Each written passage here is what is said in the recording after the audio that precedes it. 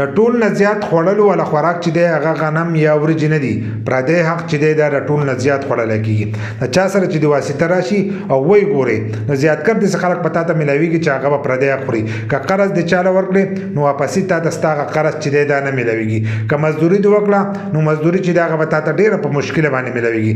دا یوازې په پاکستان کې نه، افغانستان، سعودي، دوبۍ، دنیا شای ممالک دي چې په هغې کې دا کارونه چې دي ډېر زیات چلیږي. کله چا سره مزدوري وکړې نو ستا مزدوري چې دی هغه په ټایم نه میلاویږي. ځینې کسان چې دی ستا هغه مزدوري خوري او ځینې کسانو خو پکې دا رنګټونز هم لګولي دي چې په هغې کې ښه صفا صفا ښه په هغه مسله باندې چې دی پوه هم وي. په هغې کې ورته وایي ښه صفا دا ویلي دي چې مزدور د سره مزدوري وکړه نو د هغه د خولۍ د وچېدو نه مخکې د هغه پیسې چې دي د هغه په لاس کې ږده او په هغې د بره باندې چې دی زیاتکر داسې کسان دي چې هغه پردی حق خوري. کم کس چې دا رنګټونز لګولی هغه هم دغه کار چې دی دا کوي.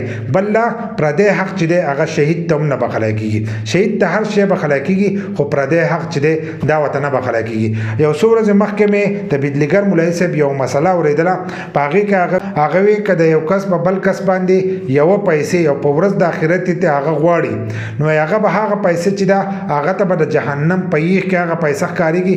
هغه به جهنم ته د دې پیسې دپاره ټوپ کړي چې زه دا دې کس له ورکړم. نو کله چې دی جهنم ته دی ورټوپ کړي نو په هغې کې به 50,000 کاله چې دي دا به تېرېږي. نو پردی حق چې دی دا هیڅ چاته هم نه معاف کېږي. نو کوشش کوئ چې پردی حق چې دی هغه په ټایم ورکوئ. کله سره مزدوري وکړي یا یې د چا نه قرض راغستي په قسمه قسم طریقو باندې چې دی خلک د خلکو نه پیسې وایي پردی حق چې دی هغه خوري. نو کوشش کوئ چې پردی حق چې دی هغه نه معاف کېږي او په ورځ د آخرت چې دی د هغې به ستاسو نه چې دی تپوس به کېږي. نو د ټول نه زیات خوړلو والا خوراک چې دی هغه پردی حق دی.